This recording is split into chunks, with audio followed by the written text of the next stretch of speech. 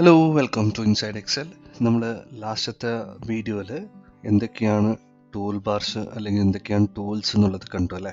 നമുക്ക് അതിനെപ്പറ്റി കുറച്ചും കൂടി ഡീറ്റെയിൽ ആയിട്ട് എന്തൊക്കെയാണ് എങ്ങനെ യൂസ് ചെയ്യുക എന്നുള്ളത് അതിലും ഫുള്ളായിട്ടില്ല, ഡീപ്പായിട്ട് പോകുന്നില്ല. അതൊക്കെ ഓരോരോ ക്ലാസ്സിൽ അല്ലെങ്കിൽ ഓരോരോ നമുക്ക് സിറ്റുവേഷൻ വരുമ്പം നമുക്ക് യൂസ് ചെയ്യാം. ഇപ്പം നമുക്ക് ഡെയിലി യൂസ് ചെയ്യാൻ പറ്റുന്ന കുറച്ച് ഷോർട്ട് കട്ട്സ് കാര്യങ്ങളൊക്കെ എന്തൊക്കെയാണെന്ന് നോക്കാം.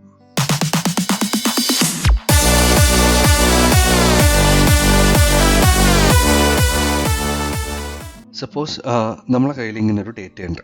ഓക്കെ, ഇതിൽ വെച്ചിട്ട് നമുക്ക് ഫസ്റ്റത്തെ എന്തൊക്കെയാണെന്നുള്ളത് നോക്കാം. ഇവിടെ ഉള്ളത് പേസ്റ്റ് ഉണ്ട്, കട്ട് ഉണ്ട്, കോപ്പി ഉണ്ട്, ഫോർമാറ്റ് പെയിൻറ്റർ ഉണ്ട്. ഇതാണ് ക്ലിപ്പ് ബോർഡ്. ക്ലിപ്പ് ബോർഡിൻ്റെ ഷോർട്ട് കട്ട്സ് ആണ് ഈ കാണുന്ന മൊത്തം. അപ്പം നമുക്ക് ഓരോന്നോരോന്നായിട്ട് നോക്കാം. ഫസ്റ്റത്തെ നമ്മൾ സെലക്ട് ചെയ്തിട്ട് ഇപ്പം അത് ഇന്നാക്റ്റീവ് ആയിട്ടാണ്, കാരണം ഒന്നും നമ്മൾ കോപ്പി ചെയ്തിട്ടില്ല, കട്ട് ചെയ്തിട്ടില്ല. അതുകൊണ്ടാണ് അത് ഇന്നാക്റ്റീവ് ആയിട്ട് കിടക്കുന്നത്. ഇനിയിപ്പം നമ്മൾ ഒരു സെല്ലിന് എടുത്തു, ഒന്നുകിൽ കോപ്പി ചെയ്യാം അല്ലെങ്കിൽ കട്ട് ചെയ്യാം. ഇപ്പം ഞാൻ കോപ്പി ചെയ്യുന്നു. കോപ്പി ചെയ്ത പാട് അത് ആക്റ്റീവായി. അതിന് കുറച്ച് താഴെ വന്നിട്ട് നമ്മൾ ഇത് ക്ലിക്ക് ചെയ്തതിനാൽ പേസ്റ്റ് വന്നു.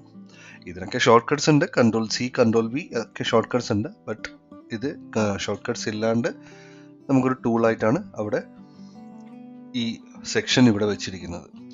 പിന്നെ ഇതിലൊരു ഫോർമാറ്റ് പെയിൻറ്റർ. ഫോർമാറ്റ് പെയിൻറ്റർ എന്ന് പറഞ്ഞത് നമ്മളൊരു സെല്ലിനെ നമ്മൾ എന്തൊക്കെ ഫോർമാറ്റ് ചെയ്ത് വെച്ചോ അതിന് വേറൊരു സെല്ലിലേക്ക് വേണമെന്നുണ്ടെങ്കിൽ അതിൻ്റെ ഫോർമാറ്റ് കോപ്പി ചെയ്യാനുള്ളതാണ് ഫോർമാറ്റ് പെയിൻറ്റർ. സപ്പോസ് ഒരു ഫ്യൂവൽ ടൈപ്പിൽ പെട്രോൾ, ഡീസൽ എന്നുണ്ട്. അപ്പം പെട്രോൾ എന്നുള്ളതെല്ലാം എനിക്ക് മഞ്ഞ കളറാക്കണം. ഓക്കെ, അപ്പോൾ ഇത്രയും കുറേ ഡേറ്റാസ് ഉണ്ടെങ്കിൽ നമുക്ക് അതൊക്കെ ആക്കുന്നതിന് പകരം നമ്മൾ എന്ത് ചെയ്യുക, ഒരിക്കൽ കോപ്പി ചെയ്യുക, ഒന്ന് ക്ലിക്ക് ചെയ്യുക, പേസ്റ്റ് ചെയ്യുക. മീൻസ് അവിടെ ക്ലിക്ക് ചെയ്യുക, വീണ്ടും ഇവിടെ വന്നിട്ട് വീണ്ടും ക്ലിക്ക് ചെയ്താൽ എന്താണ് ഇവിടെ ഫോർമാറ്റിൽ അതങ്ങനെ തന്നെ ഇവിടെ വന്നു കഴിഞ്ഞു.